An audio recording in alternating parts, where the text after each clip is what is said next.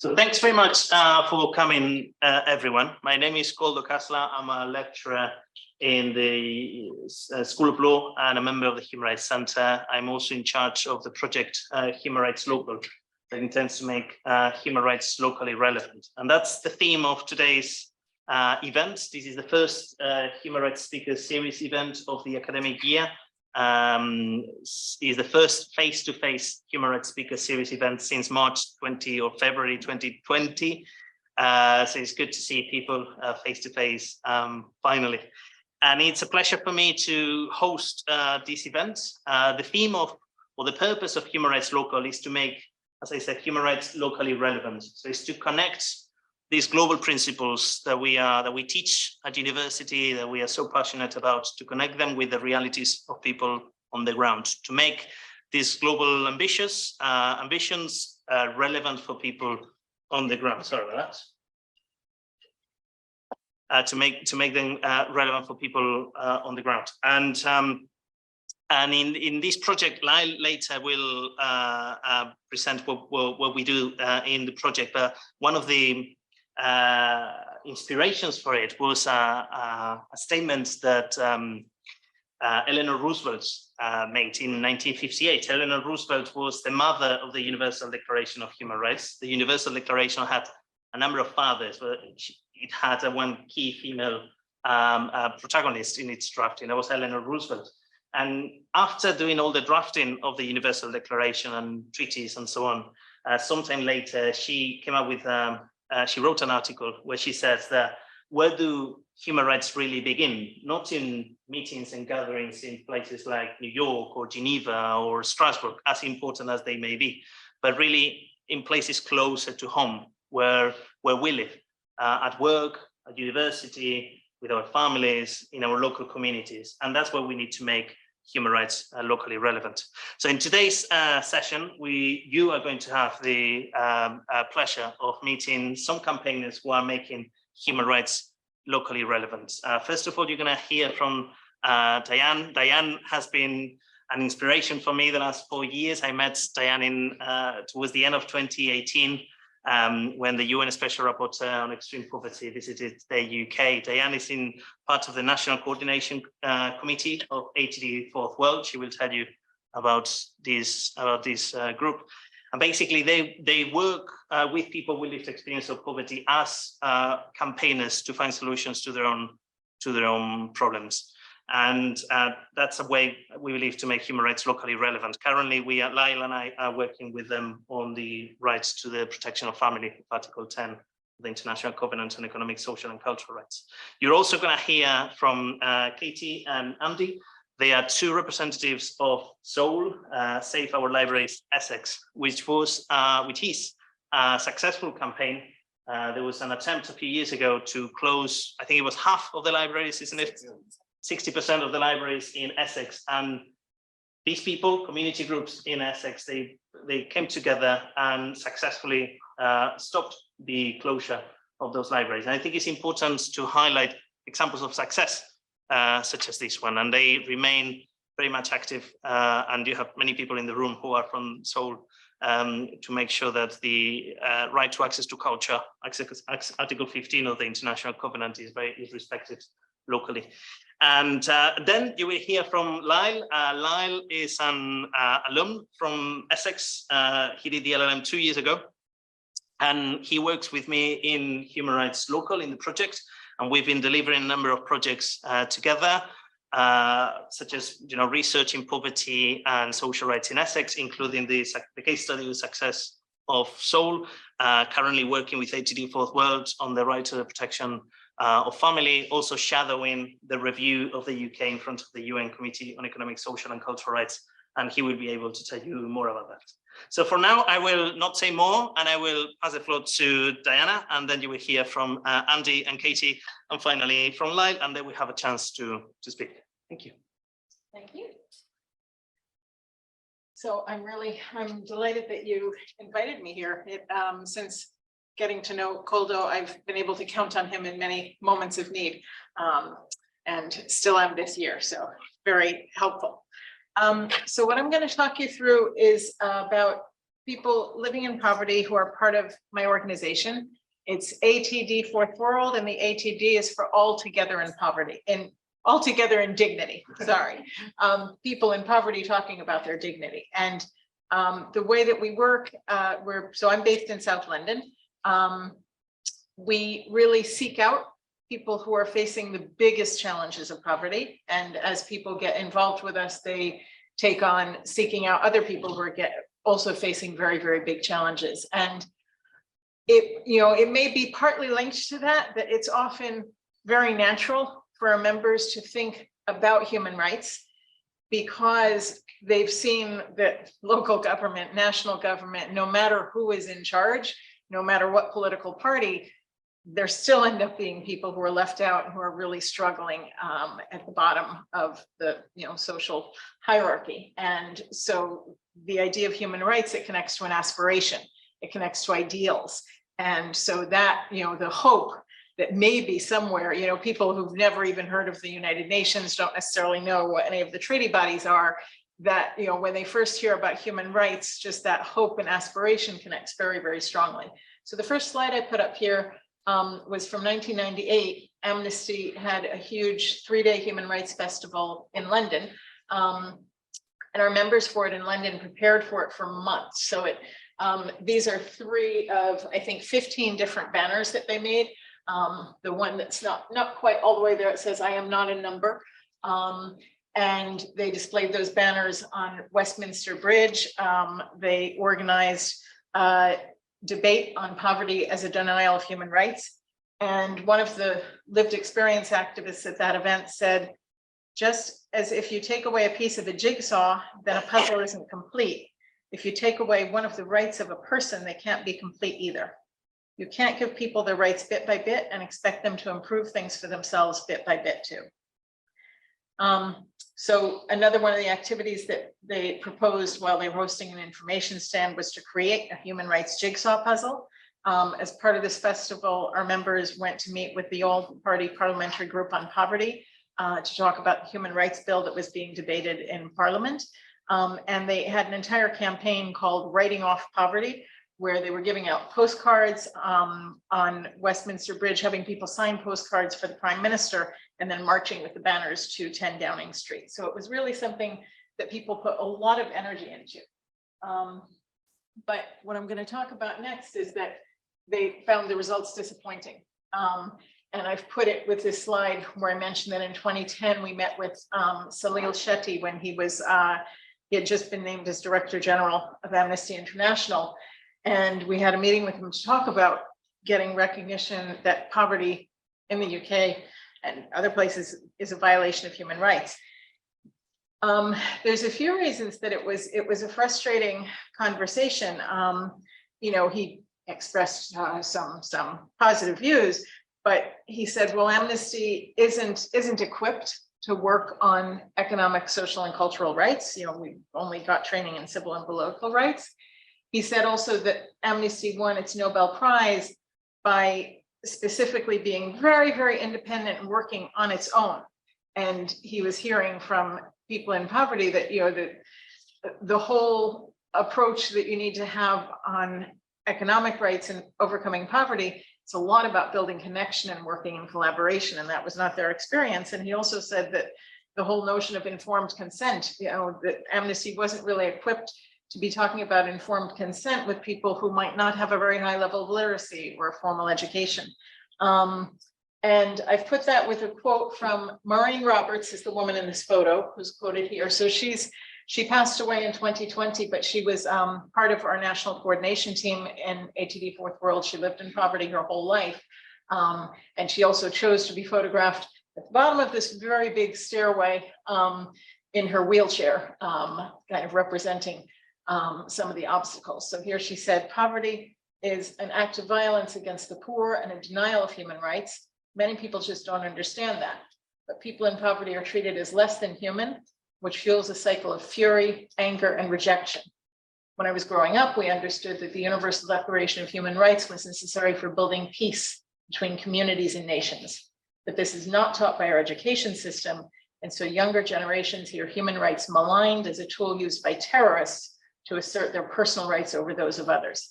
And she was really expressing her frustration. 10 years earlier, she'd been on Westminster Bridge trying to do this huge human rights campaign and seeing that, it didn't lead to any change with amnesty. It didn't lead to change with people in the street who, would say human rights, and they would just say things that they'd heard from tabloid media that really didn't correspond to the experience of people in poverty and their hopes for human rights.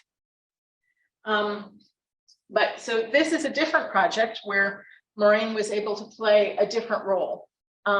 This is participatory research that ATD Fourth World did on the violence of poverty, and particularly breaking silence about that and ways to search for peace.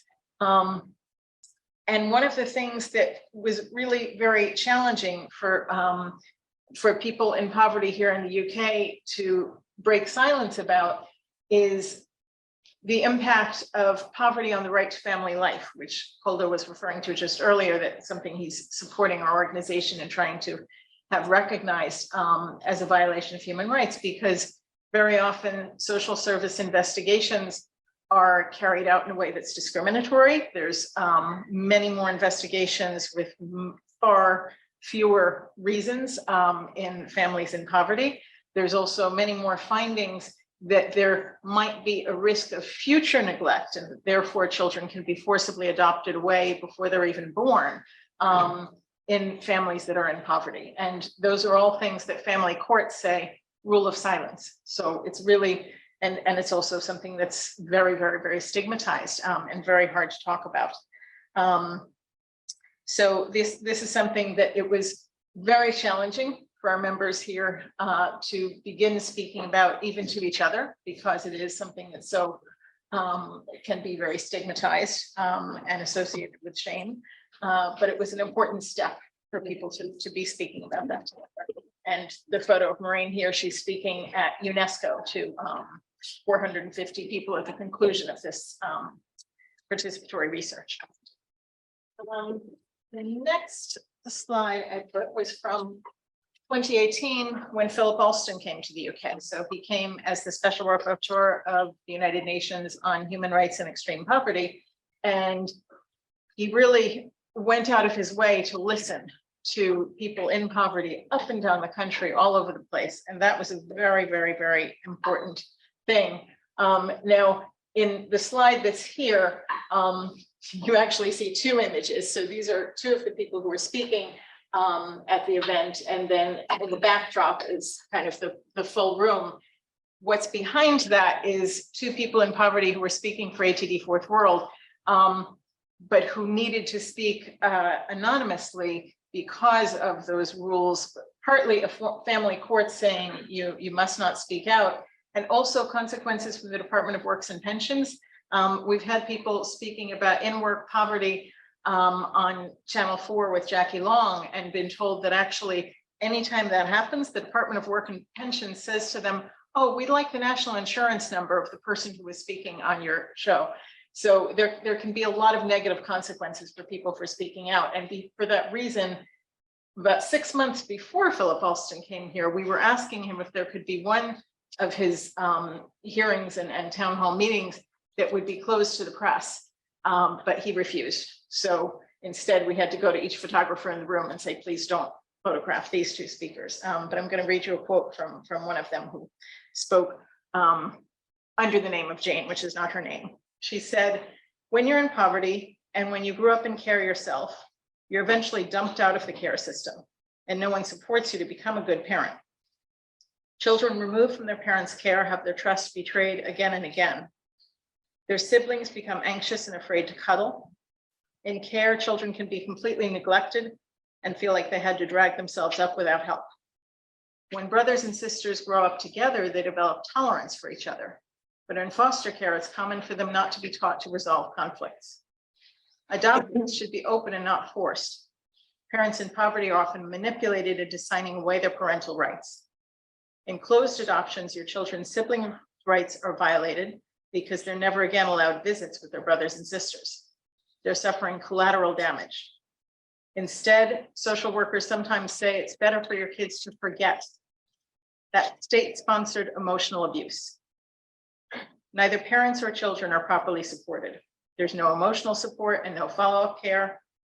I used to believe that I was safe in this country and that the country would look after you in time of need, but it doesn't. And once you've had your children taken off you, people vilify you. That's why having your children removed by the state is even worse than being raped.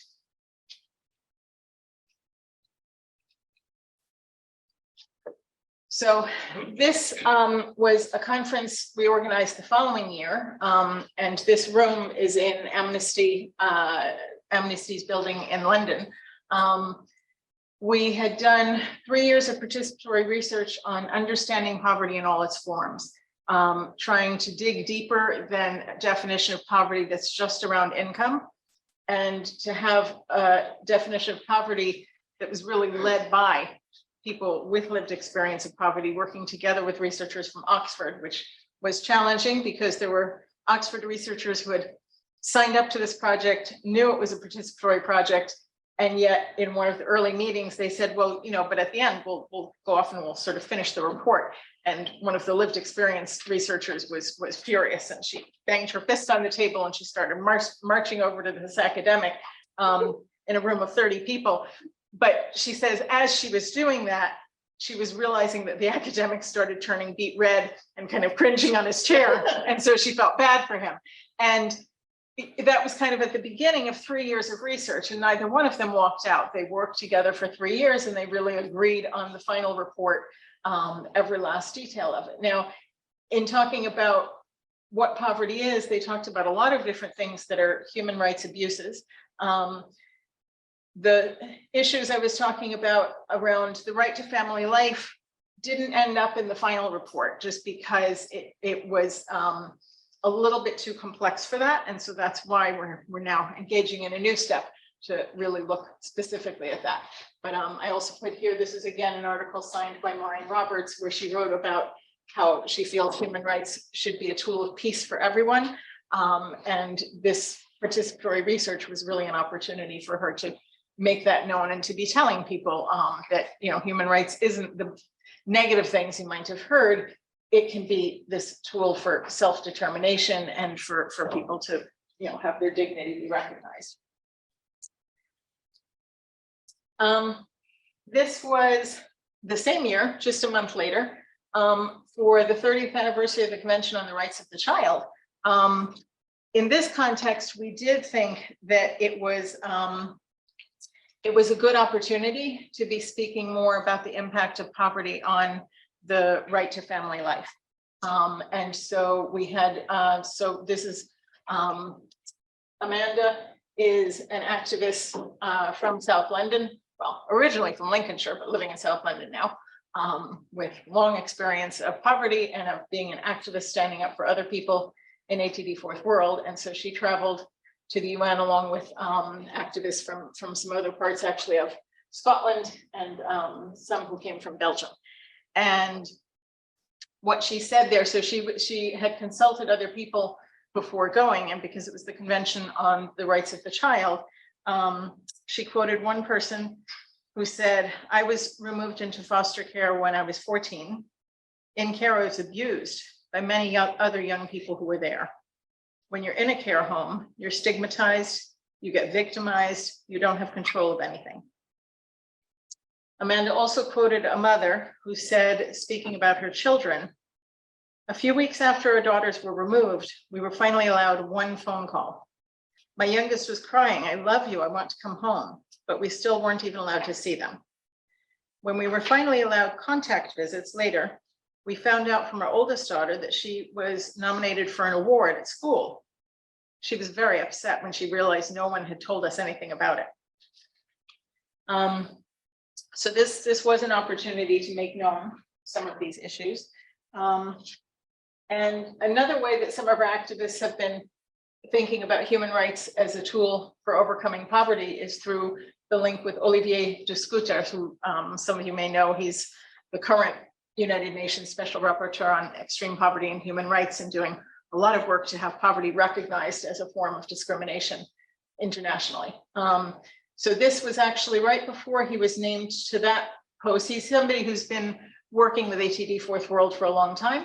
And we had an invitation to speak in the law school in London, A4 Ideas, Advocates for International Development. And they were interested in hearing about what ATD is doing on human rights. And so together with Olivier Descouter, this is again Amanda, who you saw on the previous slide, and Patricia and Seamus, who are all people with lived experience of poverty in the UK. And Olivier said, you know, we're teaching this class together. He wanted to prepare with them together. And even though he had slightly different things to bring than they did, it was a group class together. And it was a really empowering way for activists with lived experience of poverty to feel they're suddenly colleagues of a law professor and a human rights rapporteur. Almost done. This was in 2021. We had another opportunity to talk about human rights related to poverty and to family life from the Committee on the Rights of the Child, which was collecting views of children who were separated from their parents.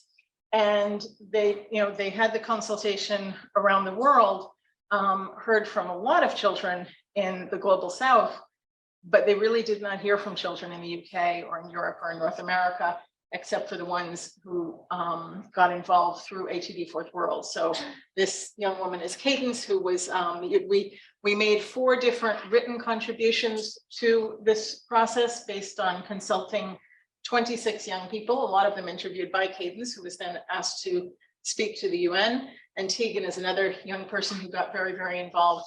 And so then she was put into a video that the UN made. And for both of them too, that was really a powerful opportunity to start using human rights very concretely to talk about ways that they saw rights being violated of their own, of siblings, and of a lot of other children that they talked to. And this is bringing us up to the present, because this is the project Growing Rights Instead of Poverty partnership that we've been working on with Koldo and with Lyle, who you're going to hear from in a little bit, where we're still trying to gather evidence and we don't quite know what it's going to produce, but we're very hopeful. And I will leave you there. That was a stone created by one of the children in Scotland when we were working on the 30th anniversary of the Convention on the Rights of the Child. Thank you.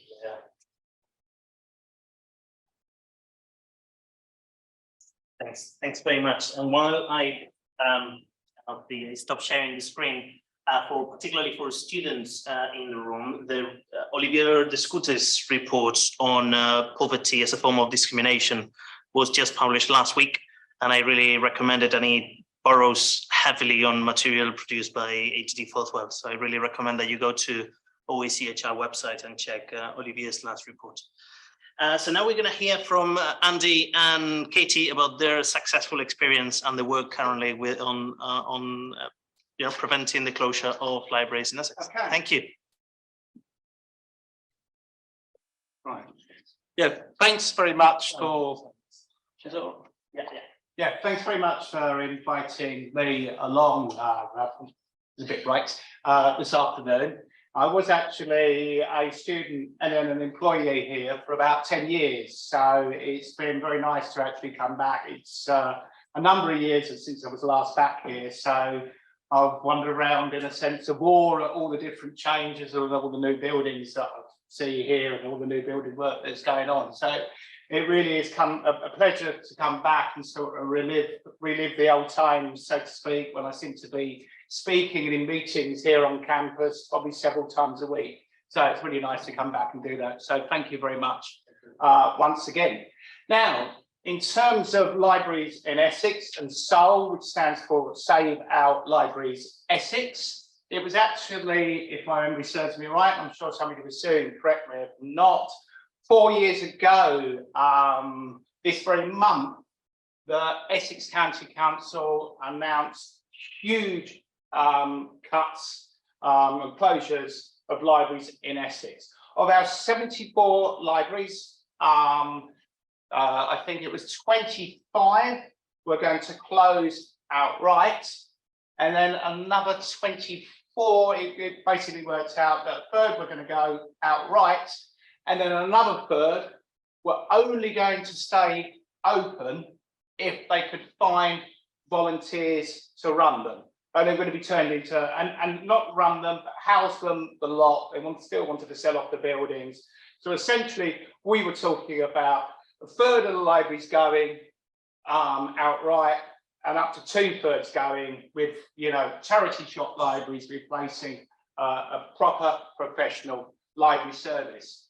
Now, in the time up to that, and it did play an important part in terms of, you know, the rationale that Essex County Council continually tried to push.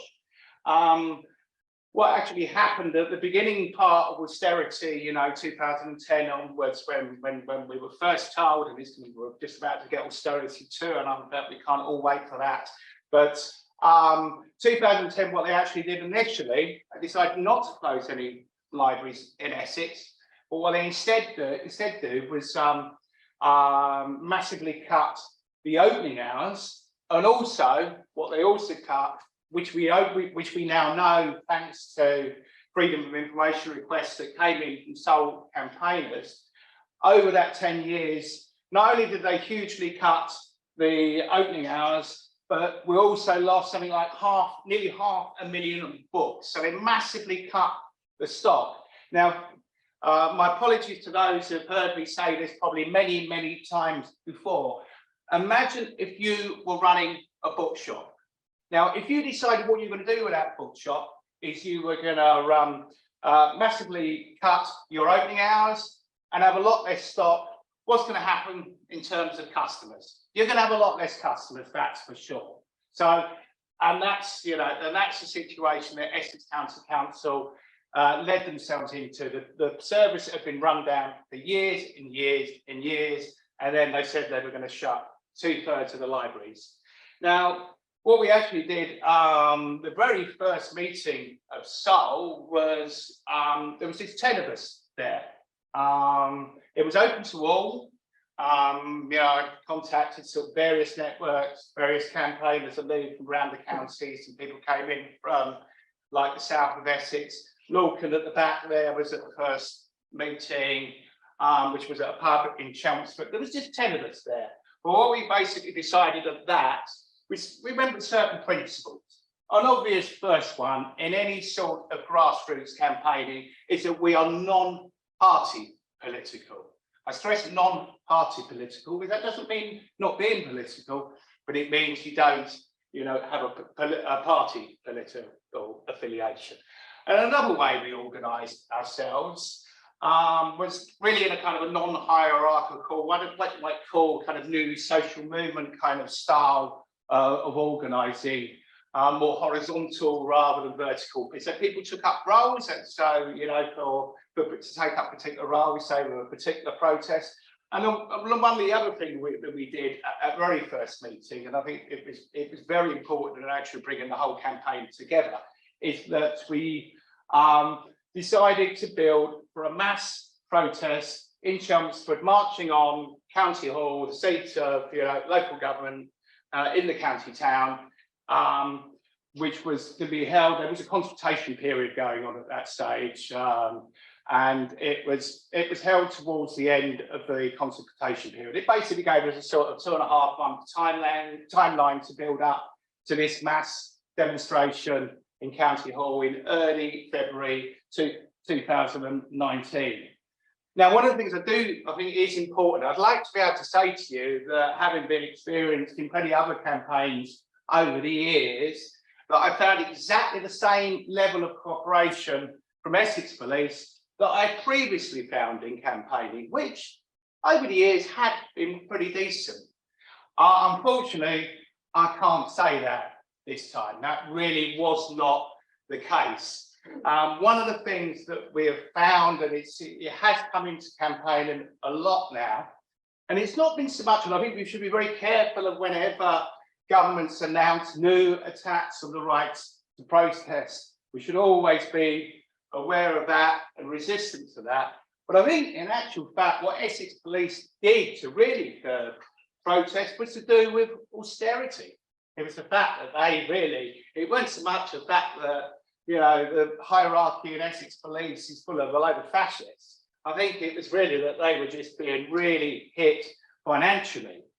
And so what they actually wanted to do, we got that first demonstration, we got over 1,000 people at it, which I think was the biggest protest, Chelmsford, which is never the most, you know, isn't really a hotbed of radicalism, is Chelmsford. We had over, you know, the biggest protest probably since the 1980s through Chelmsford. We had over 1,000 people. But what actually Essex Police wanted to do, and it came into a lot of other protests that Soul campaigners organised, was that they actually told us they wanted us to just stick to the pavements.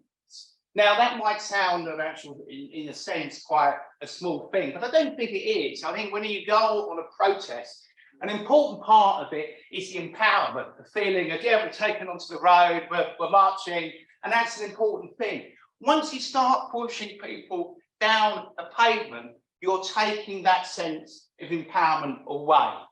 Another thing that's quite important with that, I would say to you, is that it's not just the empowerment level, there's something else going on.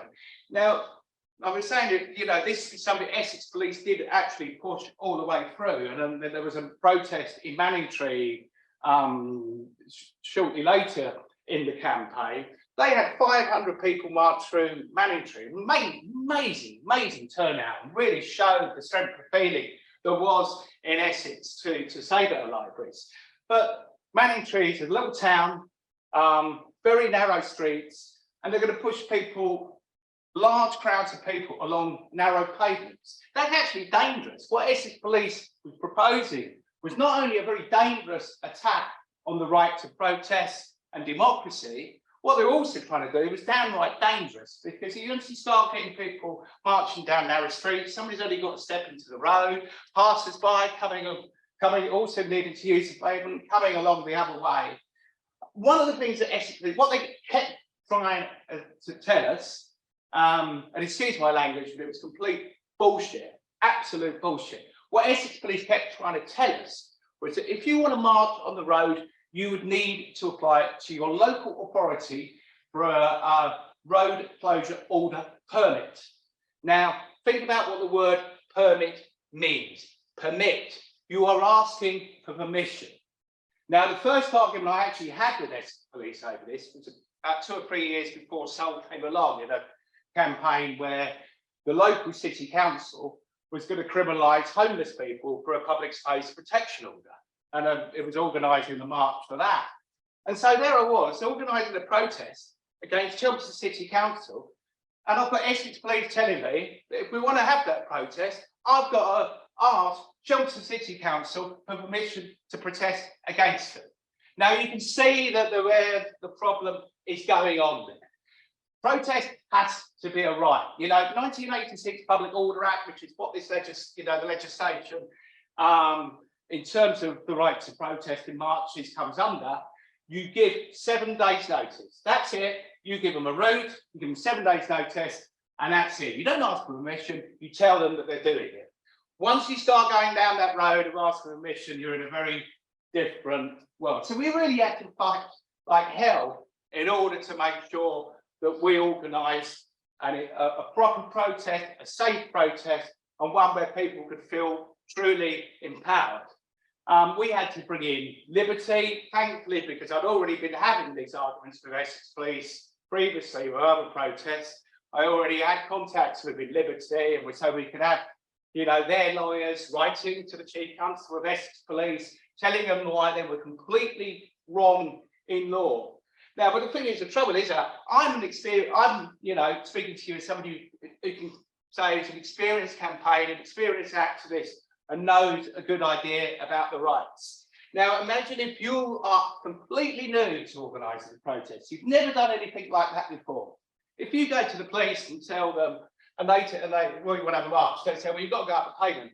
You're not going to argue with it because you're not likely to know any different. So that's a really dangerous attack that's been going on that I think has to do with austerity, and it shows why we really always must be on our guard to defend the right to protest. Now, people say, why protest? Will it make any sort of difference? Well, there must be a reason why dictatorial regimes around the world always ban protest. And as we can say, you know, with what we've done with Seoul, we actually showed that protest does work. And I want to be clear, I mean, my view, and other people might feel different within Seoul, because obviously there's never one way of going about things and people have different ideas. But I would say that in actual fact, Seoul, we actually succeeded, not by persuasion. We didn't persuade the politicians in County Hall to change their minds, because we weren't going to persuade them. We did it by coercion. We forced them to do something that they did not want to do by making the whole decision to close 2/3 of our libraries so unpopular, they had to change. Now, I think it was a really big victory for us in July 2019 when they U-turned on the plans to close up to 2/3 of the libraries. However, there was quite a serious, there was still much wrong with what their U-turn, because if you remember right at the beginning, I was talking about the phrase charity shop libraries, that they wanted, they were only to keep certain level of libraries open if volunteers were prepared to house them and run them and do all the fundraising for it, and have these charity shop libraries.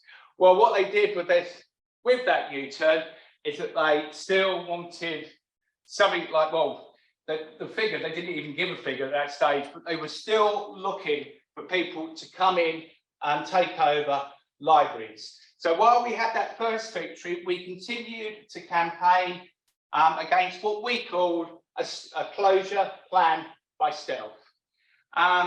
And that second part of the campaign, I think, was in some ways a bigger victory than the first one, because with the first one, it's a very simple headline figure: libraries are going to close. Then there was the headlines: library saved, and that's sort of what goes, you know, is inside people's head. Getting across to people about, well, you know, there's still going to be a sort of you're still going to have a local library, but it's going to be very, very different, and it's not going to be the library service that you used to. It actually becomes a much more complicated sort of campaign to run.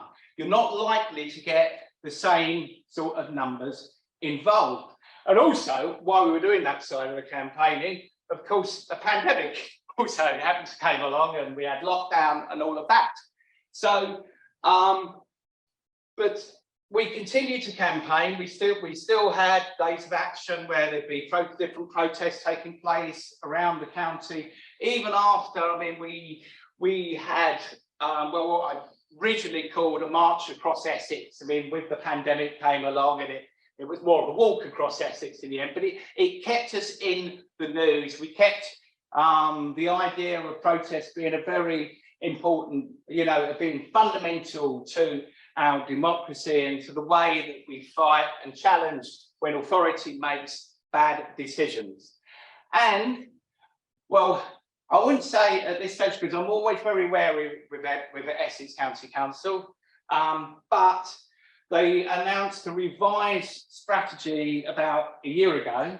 And whereas the previous portfolio for libraries, she was boasting that she was going to set up the largest network, they call them community libraries, the largest network of community libraries, or as I say, charity shop libraries in the country. That's what they boasted that they were going to do. In the revised strategy last year, I'm pleased to say that no mention of these so-called community libraries at all. Now, we continue to ask the question, will they categorically tell us that you have completely abandoned the idea of charity shop libraries? Now, unfortunately, they haven't turned around and given that answer. But at this stage, I think, you know, that we've shown there that people power has had actually two very major victories with the Seoul campaign. And I think that's just been, you know, a fantastic achievement. So anyway, I think So, Just mindful of the time. oh, I literally was about to. I was literally just about to finish up. I'm just about to come to the end. Yes, there isn't much more for me to say there. I'll hand you over to Katie. Okay, thanks very much.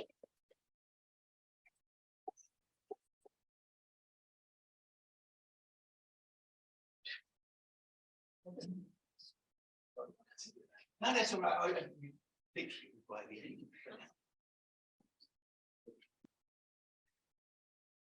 So, yeah, as Andy said, we had this huge success, and we had these huge events which were a really big part of it. And in addition to the ones that Andy's mentioned, we had some local marches all over Essex. We had 2 children's marches in Manningtree. As he said, 500 people marched, and they only have a population of about 950. So it was enormous. In Colchester, we had several hundred. Gallywood, all around Essex, we had these constant events, very public, which kept us in the media all the time, which we realised early on, especially with the success of the first march, was really important. But I thought I'd talk more about some of the other aspects, which I also think are very important. So when I started with the campaign, unlike Andy, I'd never been involved in any campaigning at all. So somebody asked me, would you like to come and help with a petition outside a library? And we're doing this campaign. I thought, oh, I don't know, I can't do anything, you know, but I can probably manage standing with a petition outside a library. So we started off really small. In Colchester, our first meeting was just 4 people. And only 2 of us turned up to the first event. It was me and Lorcan. I think I went and stood in the town centre in the freezing cold with our kids in pushchairs and things, and collecting some signatures. And bit by bit, we grew from there. And we started joining up with other campaigners around Essex. And I think this has been a really important part of how we've campaigned and why we've been successful, because in addition to making this decision early on to be non-party political, we also had a non-hierarchical structure. So there were no leaders. All decisions were made collectively on anything major, but people were free to do their own thing. So different areas of Essex, you know, did their own activities. In Colchester, we had one of the most active groups. We had regular meetings, and we'd just brainstorm and talk about things. Then some of us would go to the Chelmsford meetings where people would come from all over Essex. And bit by bit, everyone felt that they could participate and have something to contribute. And none of us, I think, were experts. We all had our own ideas and reasons for wanting to be in this campaign. But as it grew, we learned about other people's motivations and problems. And one of the things that really helped us was having a closed Facebook page where we were able to connect with campaigners from around Essex, some of whom, everyone had their different expertise, and we needed that to understand what the council was doing, because most of us just didn't, you know, we were just normal citizens. We had the odd councillor dotted about, but it was mainly just normal people. But people had computer skills, budget reading skills, all those kind of things. And it was great because you could ask stupid questions and people would just help you work things out. Even reading, if you've ever been involved in a council consultation, even reading their documents is really hard because it's deliberately phrased in a way to confuse you, to get the answers they want. So you know, we collectively read these documents and analysed these documents, and we were able to understand them. And in the end, we actually used all these documents against the council themselves. We were able to use their own data rather than making unfounded claims against them. And it was also a way of meeting people and becoming a community. I just feel that we became very supportive. We helped each other. We all developed new skills. We were able to bring in skills of different people. For instance, here in Colchester, we have a couple of amazing artistic people, so which, especially with all our marches and everything, was really important because the visuals we learnt very quickly, incredibly important if you want local journalists to feature you in anything. And I couldn't bring obviously everything, but this is our very first banner, which is on our cover page of our Facebook page, which is made by a local artist. And she went on to make much more dramatic ones, but they're too big, and we have like a burning book and things like this, which all featured in our marches. We made badges, which again she designed. Every event we turned up to, we were giving these badges away and getting donations. Stickers, very popular. Sign my petition, you have a sticker. You know, people love stickers. Bookmarks made by one of our campaigners who actually went into Prettygate Library and put them inside lots of library books. And they've got contact details for our campaign, telling people how to contact us, you know, because it's very difficult. Otherwise, if people aren't online, you can only, you know, you have to talk to them. When COVID struck, another of our campaigners here, Jean, even made soul face mask. So it's, all of this was just to keep us really, oh, and the t-shirt, I've got a t-shirt too. So this was all to keep us very, very visible, so that this this topic was never out of the public eye. Oh, and another thing which I have to mention, again, Jean's idea, getting people, one of the most effective things we did is we bombarded all councillors in Essex with emails complaining about, and letters complaining about their plans. And we had a local councillor saying that he was just sick of libraries because his inbox was just full of library emails. So to get people to do this, one of the ways we did it was these bags. We'd give these out for free. Email address of your local councillor. This is Stanway. This is the county councillor for Stanway. But I think one of the most effective things we did was actually talk to people in real life.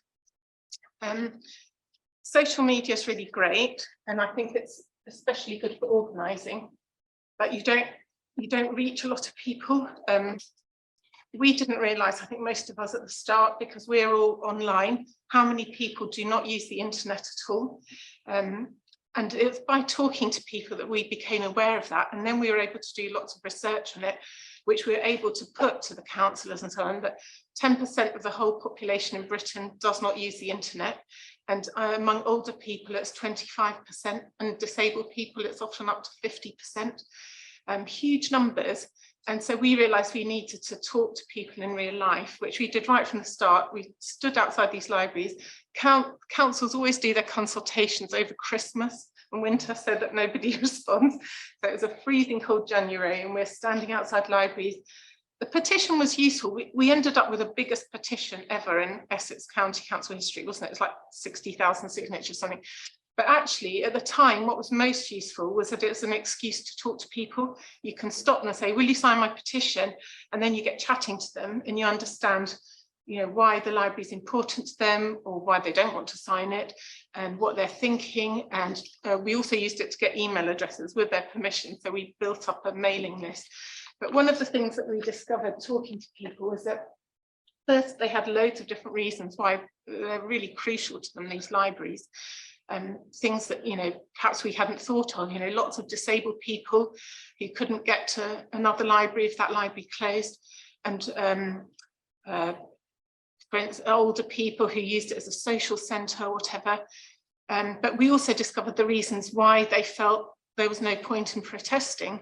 So they'd say to us, well, you know, what can we do? They just always do what they want, you know, there's no point, you know, or they'd have heard the council saying that we have no money, we need to make savings, otherwise social care will suffer if you don't cut the libraries. And they felt, well, it's really important to help people in social care and things. And so then when we were reading all the documents, the fact that we'd heard all these arguments, I feel it helped me certainly see the holes in their documentation. And we discovered, for instance, that the council had explicitly decided to not consider anyone who didn't arrive at the library on foot, which I might not have noticed. But then I thought, wait a minute, there's all these people who have to drive because they're disabled and they can't, you know, the county council had said, as long as you're within a 2-mile walk of a library, you're fine. I thought, well, a lot of people can't walk 2 miles to a library, you know. We noticed how many people were children and older people. So we then were able to read the equality impact assessment much more carefully. And we were quite horrified then, having spoken to so many people, to realise that it was really a tick box pointless exercise, this equality impact assessment. So that they acknowledged that it was going to have an adverse effect on ethnic minorities, disabled people, people in social isolation, women, basically most people, but there was no mitigation and they were just basically ignoring it.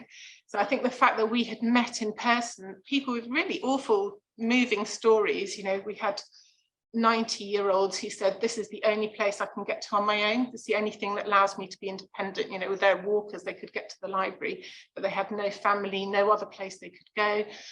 We had a disabled person who had a brain injury, and he went to Wivenhoe Library every week. And he had been a professional and everything, but because of his brain injury, he couldn't remember anything. So every single week, a member of staff was teaching him again how to log into his email because he couldn't retain that information. And he couldn't get to any other library. Wivenhoe was one of the ones that was due to close.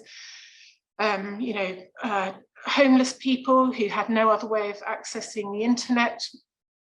Endless stories like this. So when Diane, was it, mentioned about dignity, we had our personal reasons, but I think this is a really important reason that we realised that the libraries, you have to have an infrastructure, a space to exercise your rights. Otherwise, they're quite abstract, you know, and the libraries give people that because they're completely free, they're open to everybody, and anyone can go in there and just be a normal citizen without having to justify themselves or pay for anything. And in that sense, they give people dignity.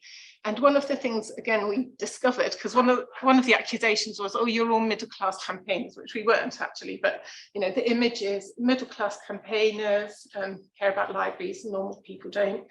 But there's studies and evidence to show that libraries are the most egalitarian institution, cultural institution that we have in Britain. They're used equally by all social classes, unlike museums and other places.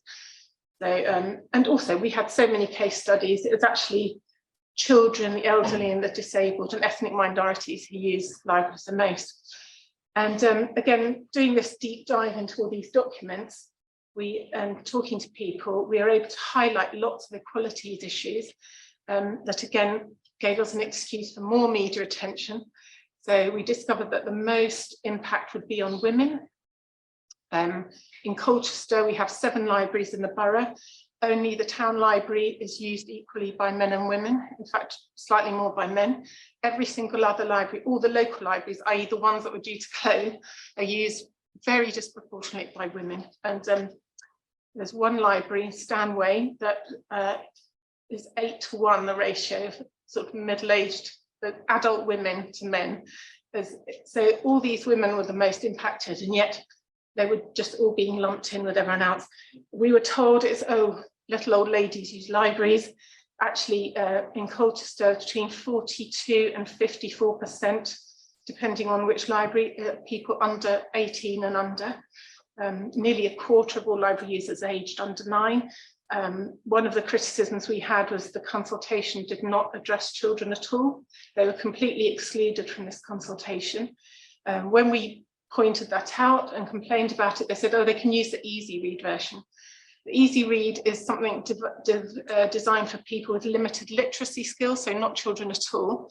But it was very helpful because then we looked at that very closely and we discovered first very offensive images about trans people, which again got us into the national news when we highlighted that. BBC and everyone covered that. We also discovered something in the standard consultation. They talked about the core offer would be preserved, and we'd glossed over that. We thought core offers, the libraries. In the easy read version, they'd explained what core offer meant. We discovered that they were planning to remove several services we thought were core services, like interlibrary lending, online courses, newspapers, all these things that we thought were normal library things. So again, when we started telling people about that, they were absolutely outraged, and even more people started backing us. And then the other really useful thing was when we were talking to people, it was quite abstract and they felt very sort of downtrodden really, and felt they had no power. But then when we made it quite concrete, it did finally get through to people and fire people up. So the council was saying we need to save £2 million, closing these 44 libraries will save £2 million. And so we break it down for people. So instead of, when people say to us, but what can we do? They need to fund social care. We'd say the amount they're going to save is 0.008% of the budget per capita, and it'll amount to 7p per resident per library. So you will lose your library to save 7p. And when you put it like that, people were really shocked, and they suddenly thought, no, that isn't, we don't have to, it's clearly absurd, And then we went further and say, so if you have to get a bus into the town centre, that will cost you £2. That would fund your library for however many years, And suddenly it became really real to people, and they'd get very angry. And then they said, yes, give me an email address, where can I write, and so on. And we had this massive campaign. The consultation response was, again, I think record breaking, wasn't it? 25,000 people, something, filled out the consultation, which was something like 48 pages long. It was absurdly long. It was, in fact, we got an expert from Essex University to analyse this consultation document. And he produced a report saying it's horrendously designed, and it was set at a level that you'd have to be a sort of final year undergraduate to fill it out properly. And and he was so outraged, he ended up, we had offered to pay him, but he refused to take any payment and donated the report to us.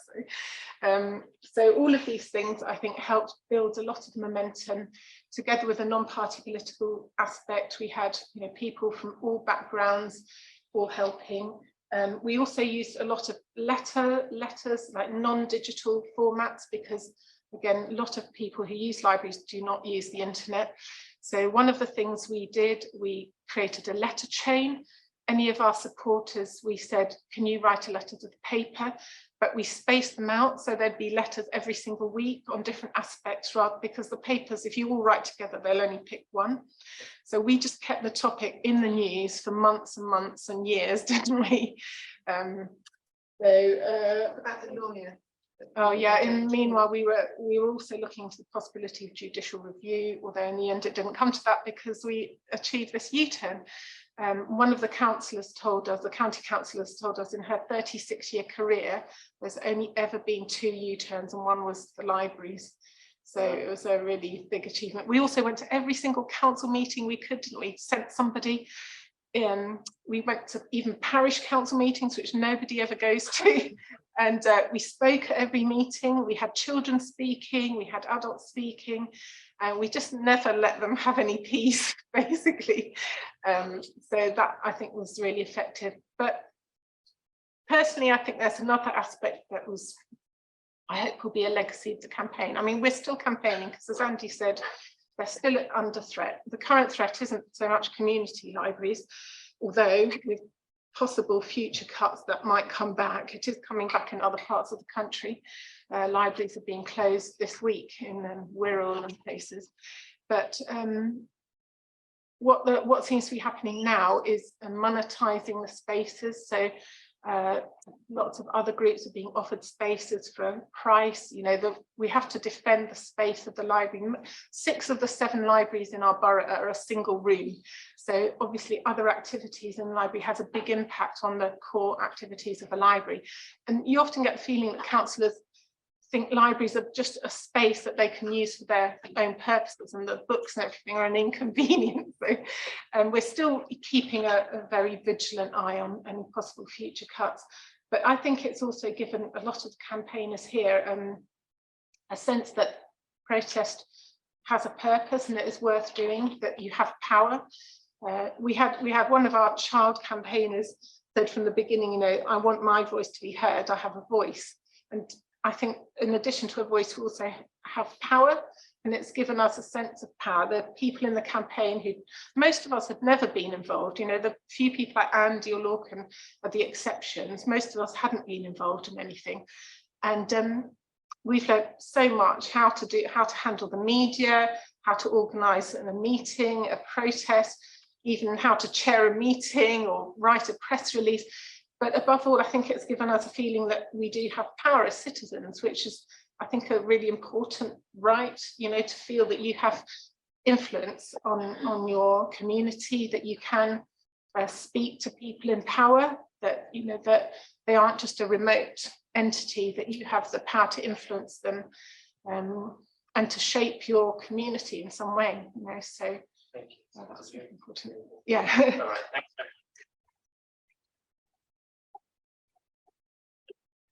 Well, related, what makes the campaign successful? And I think you answered that to a great extent.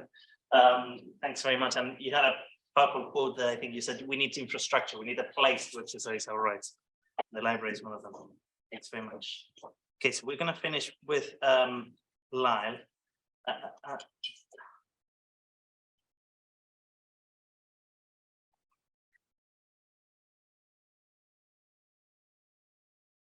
Thank you. Thanks. I'll just skip a few slides here because Coldo kind of covered this at the start.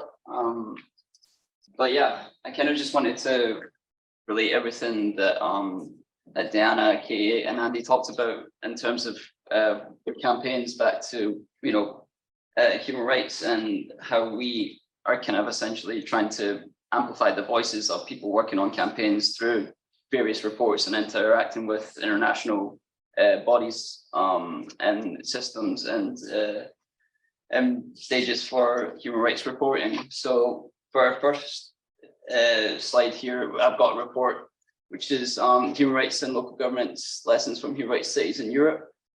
This was a report produced in 2021 by Coldo and a consultant, Irene Arif Rayfield, and it was about how human rights cities can take upon a human rights-based approach to really go beyond what the domestic requirements might be for human rights, and really place human rights in the heart of their policy and practice. So the report really just outlines 9 cities with the inclusion of 3 that are in the UK in terms of how this been done, how this can be done, and just shows examples of that. So it's really to encourage and to promote a human rights-based approach in cities, and to encourage, you know, local authorities to do more in terms of human rights. Then moving on to another project that we done, it was on Gypsy Roma traveling communities and the right to health. This was a project that we actually worked with some colleagues from health and social care at the University of Essex. And for our part of the project, we produced a brief that focused on the right to health, really centering around the International Covenant on Economic, Social, Cultural Rights, which is something I'll come back to a bit later on. But I'm sure a lot of people in the room are familiar with it. But really, we just there was 21 interviews carried out in the project, 21 interviews of Gypsy Roma traveller people and their experience accessing healthcare in the UK. So what we did is look at that evidence and that data and drew out some of the relevant human rights concerns and how it tied to international human rights law standards under the International Covenant on Economic, Social, Cultural Rights. So yeah, we produced that brief with them, also focusing on the social determinants of health, along with situational vulnerability, as issues also relevant to the right to health. And that brief will be used to inform a larger project for future work on the right to health with Gypsy Roma traveller people.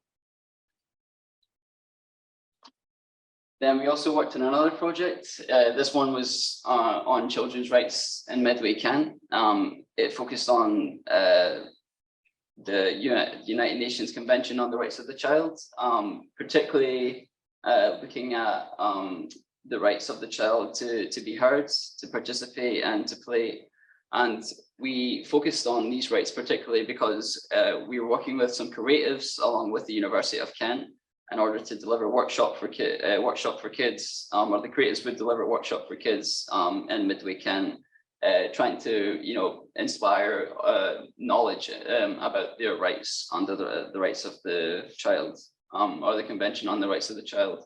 So we picked these rights as rights that are probably more relatable and accessible for children, and they'd be able to kind of come up with some practical ideas for workshops that would be, you know, exciting and fun for kids to engage with. So that's what we've done for that project, and I believe now they're currently working on yeah, great. So hopefully they go well and they're able to help some kids in Medway engage with their rights under the rights of the Convention of the Child. We also in this as well mentioned briefly about human rights cities, linking it back to our previous work, and because I should mention that this image here is from Child Friendly Medway, which is an initiative started by Medway Council, which is kind of to promote children's rights in the area. So we talked about how that is very close tied with a human rights-based approach, and taking that forward with human rights cities. So really just emphasize that encouragement of taking human rights and putting out the policy and practice of local authorities, perhaps going beyond what the domestic obligations are in terms of legal obligations. So then we move on to our report, Poverty, Social Rights in Essex. Again, produced in 2022. This is by me and Caldo.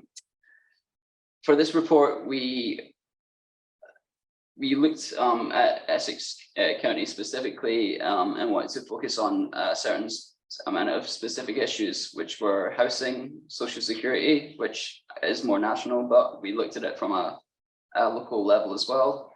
We also looked at food banks locally, child poverty, and then we also looked at library closures, which ties us on to how we became connected with SOUL. So in this report, we really detail, local and national statistics, and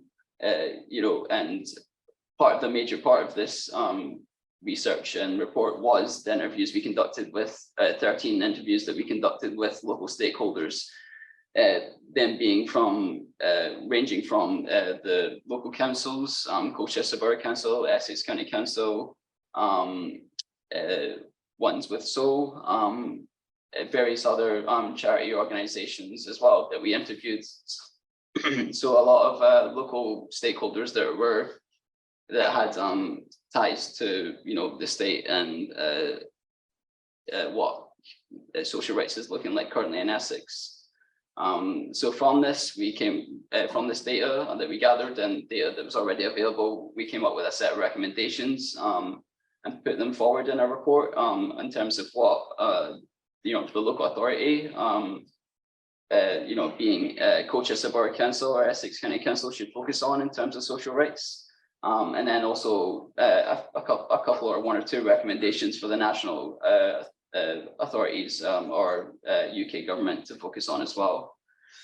And I'll get onto this in a bit, but we're planning on using these recommendations and the data that we gathered in this report or put together in this report to use in another report or submission for the United Nations review on the UK, which is happening on economic, social, cultural rights, which is happening later this year, and right through to 2022. But I'll discuss a little bit of that in a second. And then the final project I kind of wanted to touch upon is the Right to Family Life, which has been mentioned by Diana. We're working with All Together in Dignity as part of the Growing Rights and Poverty Partnership, which is where this image over to the left came from.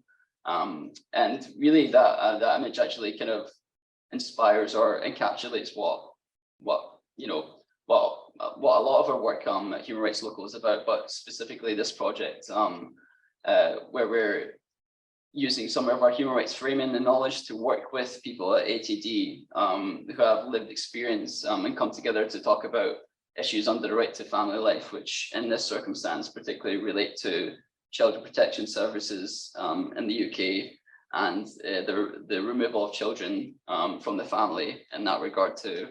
And some issues that were pulled together from that we see as quite relevant and quite troubling from a human rights perspective, and generally anyway, are the fact that risk aversion is a familiar practice within child protection services. And this is something that can lead to troubling circumstances for not only the parents, but also obviously the children as well in family situations. Then there's also the fact that poverty can sometimes be conflated with neglect. So we're also focusing on that as an issue, and also looking at various other things such as parent-to-parent advocacy as a model that supports, that is more human rights based and supports parents better in terms of trying to provide aid and assist children in their best interests. So that's really that project. We're still currently ongoing with that, but we're fortunate enough to work with ATD and them hosting a few study groups on this project on the right to family life. They bring in together social workers, parents, you know, and academics alike in a room very similar to what's on the right hand side of the screen there to you know, to discuss matters and kind of come with, you know, not with our certain hats on that we might wear, but just as people that want to do better and discuss the situation. So from these study groups and hopefully some focus groups and interviews we'll be holding as well, we can gather some data that will hopefully provide some really hard evidence in terms of you know, a failing from either local authorities or national government on these rights. And then for the last two projects, it really ties in kind of nicely to talking about the United Nations Committee on Economic, Social, Cultural Rights review of the UK's compliance with social rights. So as I've maybe mentioned throughout this, the International Covenant on Economic, Social, Cultural Rights is the kind of leading instrument or the one that the UK is concerned with at the minute in terms of this review for economic, social, cultural rights. It was ratified in 1976 by the UK government, or at the time, which means that it has a duty to respect and protect, fulfill the certain rights within this convention. These rights, obviously, as you probably would have gathered from what I've mentioned, are social rights, which are everyday rights. It can be the rights to work, the rights the right to health, right to education, right to social security, right to housing, right to food, a vast number of rights that you consider you will come into contact every day with. I'm sure many students here that will be familiar with the treaty, but what I'm kind of focused on in terms of these two projects that I mentioned is there's a review that happens every 5 years of the compliance of several states that are signed up to the covenant, but this time around it's the UK's turn. So what we are really looking to do is to put forward some of the work and information that we've gathered in the last two reports, or the last two projects, being on the right to family life, which is ongoing, and the right to poverty and social rights in Essex, to put towards United Nations, so they can see, you know, what this current situation is on the enjoyment and fulfillment, respect, protect, and fulfillment on these rights are in the UK. So I've just got a last slide here that kind of runs through the cycle of the process. Obviously, the first stage has already been done, which is the state party report. This is a report that the UK gives to the United Nations based on, or the UK say what is the current enjoyment and standard of these rights in the UK. Obviously, it's probably not going to be that accurate coming from United Kingdom's government. And then what the UN does after that is it goes away, looks at this evidence, and then asks civil society, so any organization, campaign, group, can come back with some evidence to really put forward and back to United Nations. Once they've kind of heard back from what's actually probably been going on from civil society, we then come up with a set of, the UN comes up with a list of issues. And then the UK government responds to that. A parallel report is then submitted by civil society organizations back to the list of issues. So it's basically expanding on that. And then the last review is done, and evidence is examines all the evidence from all the stages throughout the whole process. So that's last bit here. And then for the final section, it's it gives a set of concluding observations or recommendations for the UK to really to use for it to hold or for it to better respect and fulfill the UK's obligations in terms of economic, social, cultural rights. So what we were trying to do for the last two projects is really, for the third step there in the kind of light blue color, is to make a submission to the pre-sessional working group for the Right to Family Life project, focusing on some of the issues that I mentioned.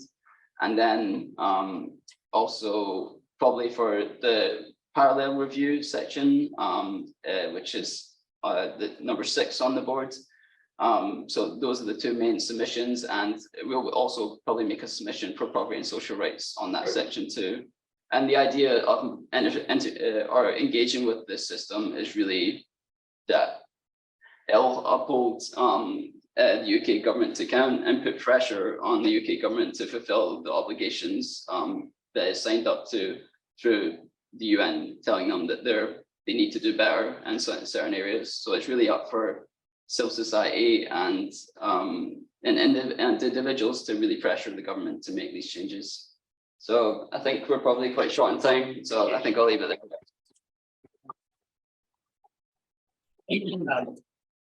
Thank you for very rich presentation. I didn't want to stop you because there was a lot in the presentations, and some of the questions that I wanted to ask you are actually already covered. About the UN review, there are 2 articles in the treaty that are often ignored by people like academics and researchers and the UN itself. These 2 articles are Article 10 and Article 15. Article 10 is the right to the protection of family. Article 15 is the right to access to culture through libraries, among other things. So one of the things that we want to do is to ensure that the committee pays attention to these 2 rights, which are important for everyone, as we've seen, but the United Nations and academics and researchers hardly ever pay attention to. Okay, so we have about 10 minutes now. I'm not going to ask any question, but if there are maybe 2 or 3 from the audience, are we going to ask? Yeah, I'm dying to ask Diane a question. Yeah. I think I know the answer, but there we go. Why do you think people form? Okay. Shall we give you a second to think about it and see whether there are other questions? Because what a big question. Okay. No. Okay. Another Sana. It's very useful because I'm learning this project with Japan. We have a program, of course. And I think I have taken to Lily and Olivia. After Austin came, I was also in the jury. I helped here in the jury. And his report was, of course, very interesting, but I remember UK government is so furious. And after that, how did you use it? And probably related to your next treaty bodies report as well. But it's often that we get a good recommendation, but that's it, right? How you can make it. Yeah. I will jump in on that later. And was there another question to that? No. Yes, sorry. I just would like Katie to expand a little bit on what she meant by this very memorable phrase that you picked up on as well, about the necessity to have a space in which to exercise your rights. Okay. I think that's very important. Yeah. And it actually links in ways what Andy was saying about this place. So where does that fit with rights? So just wondered if you've got any thoughts. Okay, it's specific questions for some of us, but I think it'll be good for each one of the 5 of us to pick and choose on these questions. The first one is, why are some people poor? What is poverty coming from? The second one is Alston's report, where in general, United Nations reports, they are great, but then what happens with them when they come from Geneva here? What do we do with them? And many of them are ignored, yeah.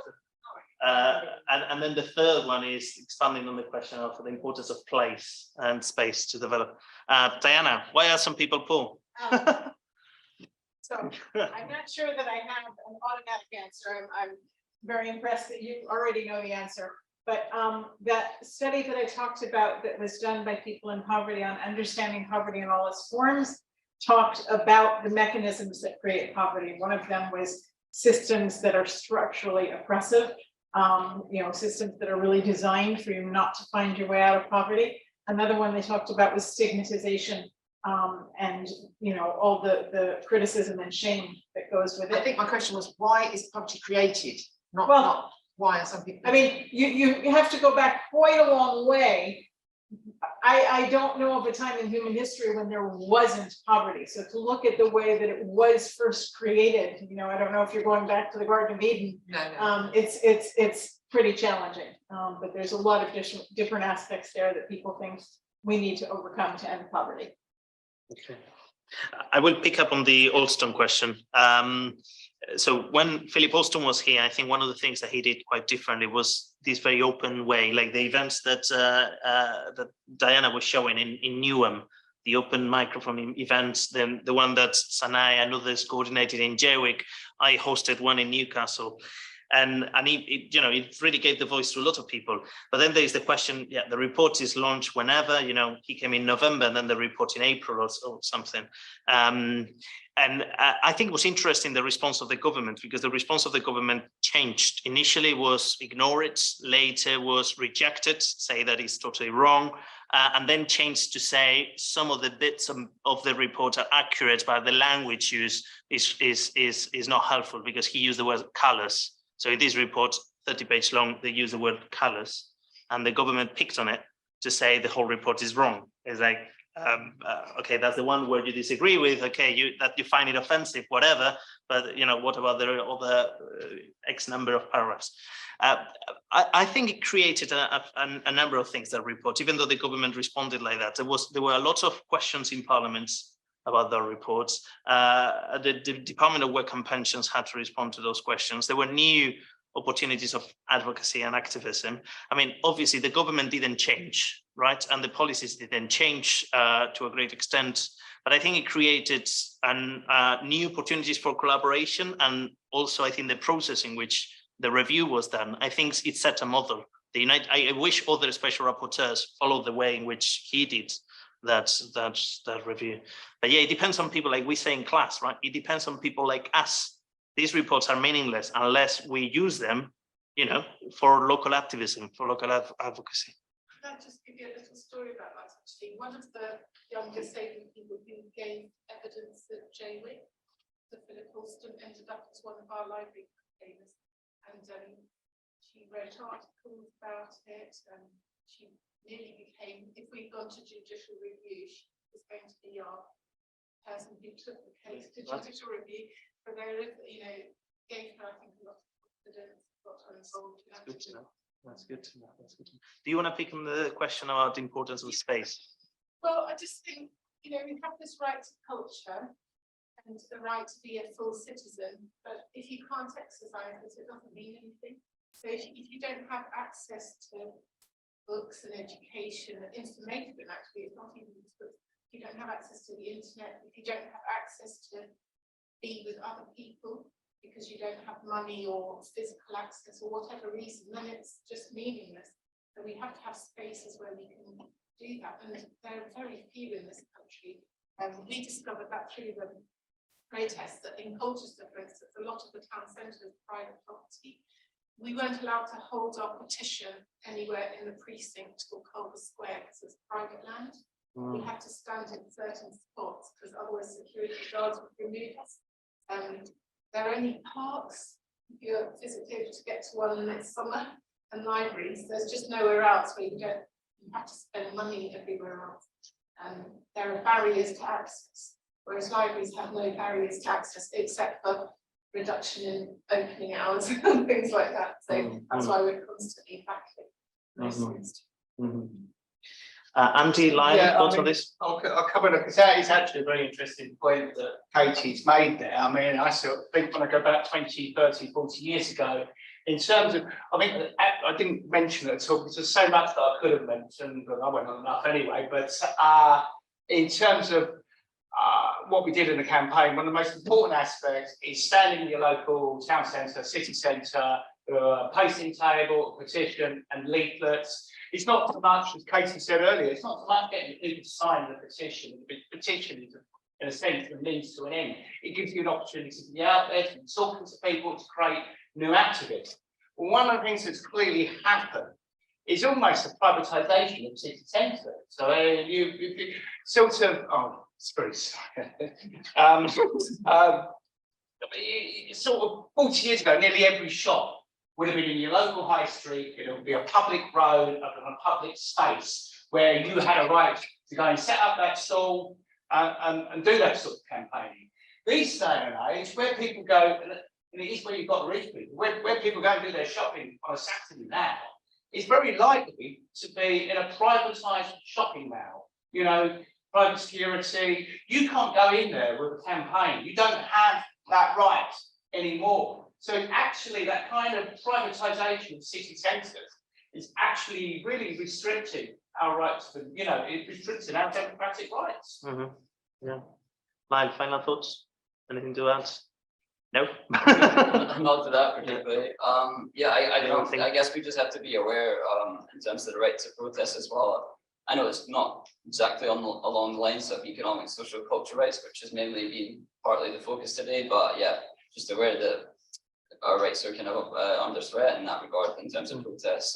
With the police crime and sentencing courts bill and God knows other bills that are coming from Westminster at the minute. So yeah, we have to take these. You were, when you were in the human rights clinic, actually, weren't you in charge of one of the projects on the right to protest with Amnesty? Yeah, like it's the police crime and sentencing courts bill came up, working with Amnesty on that. Right. Okay, it's 4:30. I think we need to leave it here. Thanks very much, everyone, for coming. Thank you to our activists and campaigners for illuminating our understanding of social rights and for helping us understand human rights, make them sense locally. Please be in touch, get in touch with us, and also keep an eye on future events. Some of them will be on Zoom, some others will be on campus. All right, thanks very much.